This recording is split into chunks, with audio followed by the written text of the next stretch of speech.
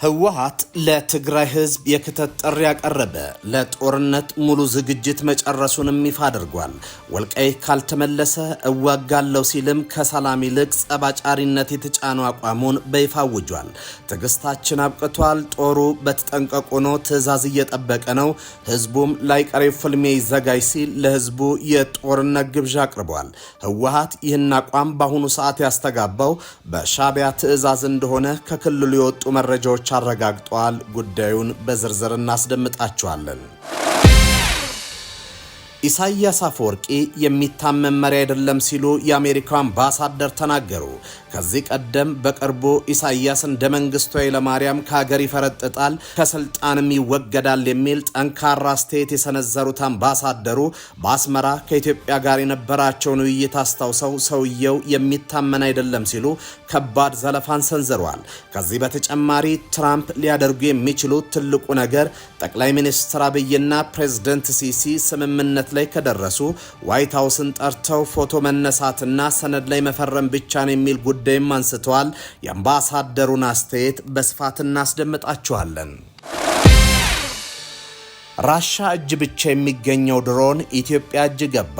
በፈረንጆቹ 2016 የተመረተውና በራሻ እጅ ብቻ የሚገኘው አውዳሚ ድሮን ኢትዮጵያ ማዘዟ ተረጋግጧል። አየር ኃይሉ እጅ የገቡት እነዚህ ድሮኖች ትንንሽ ኢላማ መቺ ሚሳኤሎችና ቦምቦችን መሸከም ይችላሉ ተብሏል። በተለይ የሚታጠቋቸው ኤክስ50 የተባሉ ኢላማ መቺ ቦምቦች የተመረጡ ጥቃትን በመፈጸም አስተማማኝነታቸው የተረጋገጠ ነው። እናስደምጣቸዋለን። አስደንጋጭ አዋጅ ታወጀ። በአስቸኳይ ውጡ ካልሆነ ትገደላላችሁ የሚል ትዕዛዝ ወርዷል። ድንበር ላይ ኢትዮጵያን ነዋሪዎች በአስቸኳይ ለቀው እንዲወጡ ካልሆነ እንዲገደሉ ትዕዛዝ ወጥቶባቸዋል። መረጃው ለኢትዮጵያኑ አስደንጋጭና መራር ሆኗል። የኢትዮጵያ መንግስት በጉዳዩ ላይ ዝምታን የመረጠ ሲሆን፣ ህዝቡ ግን ከገዛ ከተማው እንዲለቅ ካልሆነ እንዲገደል ታዟል። ጤና ይስጥልኝ። ይህ ኢትዮ ዴስክ ነው። የዕለቱን ዜናዎች ይዘን ቀርበናል። ቻናላችንን ላይክ፣ ሼር እና ሰብስክራይብ ታደርጉ ዘንድ በመጋበዝ ወደ ዝርዝር ጉዳዮቹ እንሻገራለን።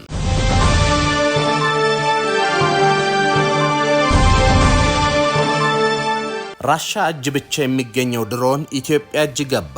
በፈረንጆቹ 2016 የተመረተውና በራሻ እጅ ብቻ የሚገኘው አውዳሚ ድሮን ኢትዮጵያ ማዘዟ ተረጋግጧል። አየር ኃይሉ እጅ የገቡት እነዚህ ድሮኖች ትንንሽ ኢላማ መቺ ሚሳኤሎችና ቦምቦችን መሸከም ይችላሉ ተብሏል።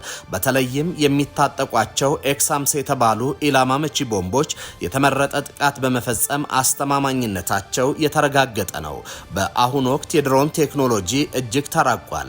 በተለይም በስለላና በጦርነት ድሮኖች እጅግ ወሳኝ ጨዋታ ቀያሪ ሆኗል። ከነዚህ መካከል የሩሲያው ኦሪዮን ኢ የስለላና የጥቃት ድሮን ተጠቃሽ ነው። እስካሁን ድረስ ሩሲያ ቴክኖሎጂው በሌሎች እንዳይሰረቅ እንዳይኗ ብሌን የምትጠብቀውና ለራሷ ብቻ የምትጠቀመው ነበር። አሁን ግን ሩሲያ ድሮኑን ለመጀመሪያ ጊዜ ለኢትዮጵያ እንደሸጠች ዘገባዎች እያመለከቱ ነው። የመጀመሪያ ሽያጭ መሆኑም በዓለም አቀፍ የመከላከያ ትጥቅ ግዢ ከፍተኛ ትኩረትን የሳበ ክስተት ሆኗል። በሩሲያው ክሮንስታድ ግሩፕ የተሰራው ኦሪዮን ኢ ለሰላምና ለውጊያ አገልግሎት የሚውል እጅግ ዘመናዊ ድሮን ነው። መካከለኛ ከፍታ ላይ ለረጅም ጊዜ መብረር የሚችል ሰው አልባ አውሮፕላን ወይም ድሮን ነው። ይህ ድሮን በሩሲያ ጦር ውስጥ የሚሰጡትን ቁልፍ የስለላና የጥቃት ተልዕኮችን በብቃት በመወጣት አድንቆት አተርፏል። እስከ 250 ኪሎ ግራም የሚመዝን መሳሪያ ወይም ካሜራ የመሸከም አቅም አለው። እስከ 7500 ሜትር ማለት 25000 ጫማ ከፍታ ላይ ለ24 ሰዓታት ያለማቋረጥ በአየር ላይ መቆየት ይችላል። በፍጥነቱ ረገድም በሰዓት 200 ኪሎ ሜትር ይጓዛል። በቀንና በሌሊት የሚታዩ ከፍተኛ ጥራት ያላቸው ካሜራዎች፣ የሌዘር መቺዎች እና የራዳር ሲስተሞችም ተገጥመውለታል። ትንንሽ ኢላማ መቺ ሚሳኤሎችና ቦምቦችን መሸከም ይችላል። በተለይም የሚታጠቃቸው ኤክስ50 የተባሉ ኢላማ መቺ ቦምቦች የተመረጠ ጥቃት በመፈጸም አይኤስአይኤስ ላይ አስተማ አስተማማኝነታቸው የተረጋገጠ ነው። በዚህ ረገድ በጠላት ላይ ድንገተኛ ጥቃት ለመፈጸምና የተወሰኑ ተሽከርካሪዎች ወይም ካምፖችን የመሳሰሉ ኢላማዎችን ለመምታት እጅግ ተመራጭ ነው። ሰፊ የድንበር አካባቢዎችን በመጠበቅ የጠላት እንቅስቃሴን በመሰለልና ካርታዎችን በማንሳት የሚሰጠው አገልግሎትም አስተማማኝ ያደርገዋል። ከመሬት ላይ ሆኖ በሳተላይት ወይም በቀጥታ ሬዲዮ ሞገድ እስከ 250 ኪሎ ሜትር ርቀት ድረስ መቆጣጠርም ያስችላል። ግዢውን የዘገቡት ዲፌንስ ብሎክ እና ዩናይትድ 24 ሚዲያ ሲሆኑ በኢትዮጵያም ሆነ በሩሲያ በኩል በይፋ ማረጋገጫ የተሰጠ አይደለም። ኢትዮጵያ ግዢው በትክክል ፈጽማ ከሆነ ግን ከዚህ ቀደም ከቱርኩ ባይራክተር ቱቢቱ፣ ከኢራኑ ጃሂር 6 እና ከቻይና ዊንግሎንግ ከገዛቻቸው ድሮኖች ጋር ተዳምሮ የአየር ኃይሏን ብቃትና ዘመናዊነት እንደሚያጠናክር ይጠበቃል። ህወሓት ለትግራይ ህዝብ የክተት ጥሪ ያቀረበ፣ ለጦርነት ሙሉ ዝግጅት መጨረሱንም ይፋ አድርጓል። ወልቃይት ካልተመለሰ እዋጋለሁ ሲልም ከሰላም ይልቅ ጸባጫሪነት የተጫኑ አቋሙን በይፋ አውጇል።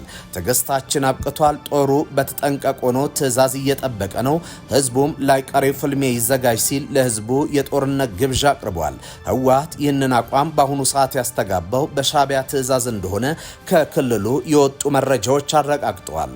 ህወሓት በሰሜን ዕዝ ላይ የፈጸመውን ጥቃት ለመጀመሪያ ጊዜ በአደባባይ ወጥቶ ያመነው የህወሓት ቃል አቀባይ ዝምታን ሰብሮ ተከስቷል። የህወሓት የጦርነት አፈቀላጤ ገብረ ጻዲቅ ሌላ ጦርነት ቀርቧል ሲል በወይም መስኮት በኩል ብቅ ብሎ ተደምጧል።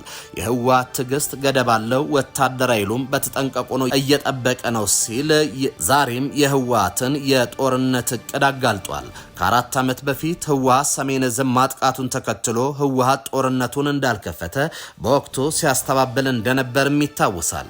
ሆኖም የያኔው የህወሓት ቃል አቀባይ ገብረ ጻዲቅ ወደ ሚዲያ ብቅ በማለት ጦርነቱን የጀመርነው እኛንን ሰሜን ዕዝንም አጥቅተናል ሲል በአደባባይ እምነቱን መስጠቱ የሚታወስ ነው። አፈቀላጤው ህወሓትና ማዕከላዊ መንግስቱ ወደ ጦርነት እየተንደረደሩ ባሉበት ወቅት ተከስቷል። ጦርነቱ ቀርቧል፣ የ4 ኪሎ ድርጊት በዝምታ አንመለከትም፣ ጦሩ ተዘጋጅቷል የሚሉት የጦርነት እቅድ መረጃዎችን ይዞ ተከስቷል። ገብረ በቃለ መጠይቁ ትግራይ በፌዴራል መንግስት ውስጥ ያላትን የወሳኝነት ሚናታ በዝምታ አትቀጥልም ያለ ሲሆን በህወሓትና በፌዴራል መንግስቱ መካከል የተፈጠረው ውጥረት ወደ ለየለት ጦርነት ሊያመራ የሚችልበት እድል መቃረቡን ተናግሯል። አሁን ያለው ገደብ የሌለው ትዕግስት አይቀጥልም፣ ሁሉን አቀፍ ዝግጅት ተደርጓል። የህወሓት ወታደራዊ ኃይል ለተልዕኮ ዝግጁ ነው፣ ህዝቡ ለሚመጣው ነገር ዝግጁ ሆኖ ይጠብቅ የሚል ክተት መሳይ ጥሪ ማሰምቷል። ህወሓት በቃል አቀባዩ በኩል አዲስ ያስነገረው መልእክት ውጥረቱ ከወትሮ በተለየ ሁኔታ ባየለበት ወቅት መሆኑ ትኩረት የሚስብ ሆኗል። በአሁኑ ወቅት በፌዴራል መንግስትና በህወሓት መካከል የለየለት የጠላትነት ስሜት የሚታይ ሲሆን አንዳቸው ሌላቸውን ለማጥፋት ጊዜ እየተጠባበቁ ነው።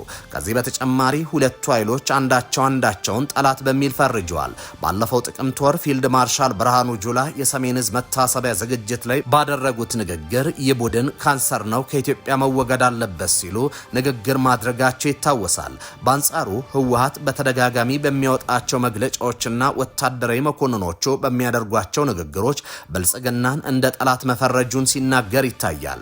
ይህም በተለይ በህወሓት ገፋፊነት ሁለቱ ኃይሎች ወደ ጦርነት ሊገቡ ይችላሉ የሚል መልእክት እንዳለው ተንታኞች እያስረዱ ነው።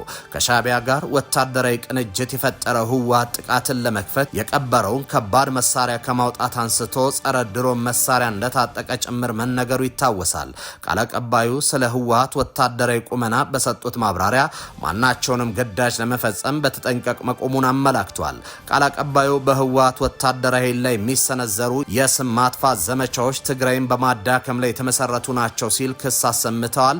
እንከላከል የሚልም ጥሪ አቅርበዋል። ህወሓት በዲሞክራሲ ስም ትግራይ ላይ ይንጸባረቃል ያለውን ከልክ ያለፈ ተቃውሞ መቆም አለበት ብሎ እንደሚያምን ገልጸው በዲሞክራሲ ስም የሚቃወሙ ሰዎችን አንታገስም ሲል ከሰሞኑ የተጀመረውን እርምጃ ተጠናክሮ እንደሚቀጥል ፍንጭ ሰጥቷል።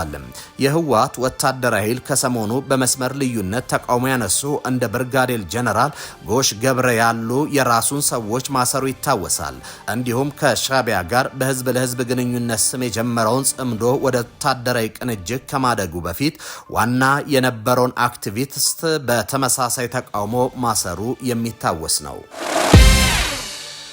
ኢሳያስ አፈወርቂ የሚታመን መሪ አይደለም ሲሉ የአሜሪካው አምባሳደር ተናገሩ። ከዚህ ቀደም በቅርቡ ኢሳያስ እንደ መንግስቱ ኃይለማርያም ከሀገር ይፈረጥጣል፣ ከስልጣን ይወገዳል የሚል ጠንካራ አስተያየት የሰነዘሩት አምባሳደሩ በአስመራ ከኢሳያስ ጋር የነበራቸውን ውይይት አስታውሰው ሰውየው የሚታመን አይደለም ሲሉ ከባድ ዘለፋ ሰንዝረዋል።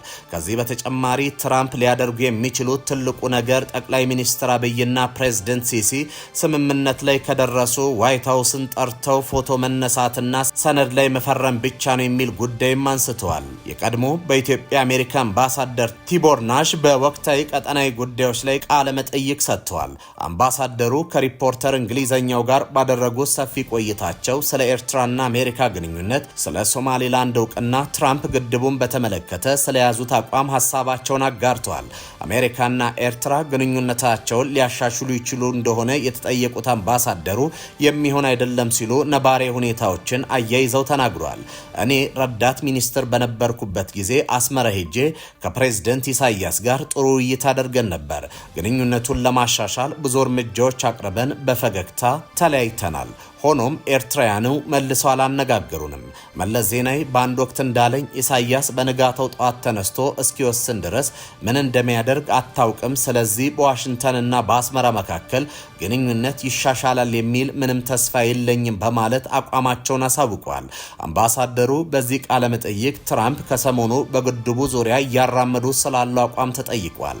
የኢትዮጵያ ህዳሴ ግድብ ላይ ትራምፕ ለካይሮ ያዳላ አቋም አላቸው፣ ለኢትዮጵያ ጥቅም ሲሉ ግብፅን ይመርጣሉ በሚል የተጠየቁት ቲቦር ናሽ በመጀመሪያ አስተዳደር ወቅት አሜሪካ ለግብፅ ያጋደለ አቋም ነበራት ሲሉ አስታውሰዋል። ቀጥለውም እኔ ለኢትዮጵያን የምነግራቸው ነገር ቢኖር አሜሪካ በግብፅና በኢትዮጵያ መካከል እንድትመርጥ በፍጹም መጠየቅ የለባቸውም። ምክንያቱም በመጨረሻው ሰዓት ግብፅ ለአሜሪካ የውጭ ፖሊሲ በጣም አስፈላጊ ናት ብለዋል። ይህ ተጨባጭ እውነታ እርግጥ ነው። ኢትዮጵያ በዚህ ደስተኛ ላይሆኑ ይችላሉ። ለነሱ ኢትዮጵያ የዓለም ማዕከል ናትና በማለት ምክረ ሀሳባቸውን አጋርተዋል። ሆኖም ግን ይላሉ አምባሳደሩ፣ ሆኖም ትራምፕ በእነዚህ ድርድሮች ውስጥ በግላቸው አይገቡም። የአንድ የአሜሪካ ፕሬዝደንት ቀን በ10 ደቂቃ ክፍተቶች የተከፋፈለ ነው። አብዛኛውን ጊዜያቸውን በሀገር ውስጥ ጉዳዮች ላይ ነው የሚያውሉት። ትራምፕ ሊያደርጉ የሚችሉት ትልቁ ነገር ጠቅላይ ሚኒስትር አብይና ፕሬዝደንት ሲሲ ስምምነት ላይ ከደረሱ ዋይት ሀውስ ጠርተው ፎቶ መነሳትና ሰነድ ላይ መፈረም ብቻ ነው ሲሉ አክለዋል። አስደንጋጭ አዋጅ ታወጀ። በአስቸኳይ ውጡ ካልሆነ ትገደላላችሁ የሚል ትዕዛዝ መውጣቱ ተሰምቷል። ድንበር ላይ ኢትዮጵያን ነዋሪዎች በአስቸኳይ ለቀው እንዲወጡ ካልሆነ እንዲገደሉ ትዕዛዝ ወጥቶባቸዋል። መረጃው ለኢትዮጵያኑ አስደንጋጭና መራር ሆኗል። የኢትዮጵያ መንግስት በጉዳዩ ላይ ዝምታ የመረጠ ሲሆን ህዝቡ ግን ከገዛው ከተማ እንዲለቅ ካልሆነ እንዲገደል ታዟል። በሰሜን ምስራቅ ኬንያ ማንዴራ ግዛት የሚኖሩ ኢትዮጵያን አካባቢውን በአስቸኳይ ለቀው ካልወጡ ትገደላላችሁ የሚል ማስጠንቀቂያ እንደተሰጣቸው መናገራቸውን ቢቢሲ ዘግቧል። ስማቸው እንዳይገለጽ የጠየቁ በማንዴራ ግዛት የሚኖሩ ኢትዮጵያን ስደተኞች ህይወታችን አደጋ ላይ ወድቋል ሲሉ ለቢቢሲ ገልጿል። በኬንያ የኢትዮጵያ ኤምባሲ በበኩሉ ጉዳዩን እየተከታተለ እንደሚገኝም አሳውቋል።